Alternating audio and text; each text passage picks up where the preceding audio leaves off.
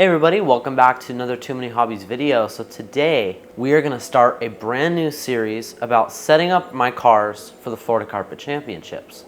As you may know, if you've been a subscriber to the channel for a while, we posted a FCC video about 9 months ago, basically just racing and stuff like that, but we never really talked about the big details about it, how exactly we set up our cars, and just the overall process of cleaning, setting up. So in this series, we are gonna go through everything that I do to my Tekno EB410.2 and my B6.4 two-wheel drive over here.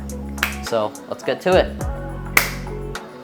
Alrighty, so let's start by taking a look at the Tekno EB410.2. Currently, I have a slot machine in here that I originally bought at the Roar Nationals because my old motor was just so slow and it broke.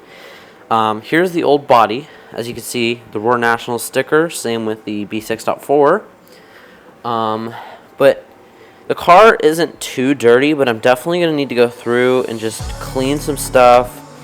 Probably put a new pinion on. That pinion's looking pretty chewed up, but not too bad. So now let's take a look at the B6.4.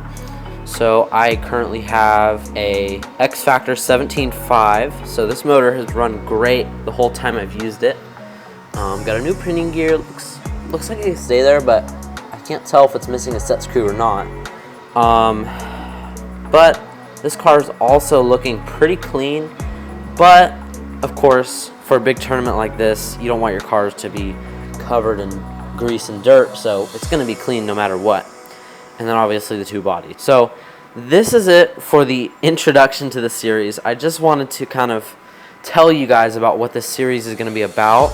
I don't know how many parts it's going to be, but it should be quite a few parts because there is a lot of stuff that goes into cleaning and taking apart these cars.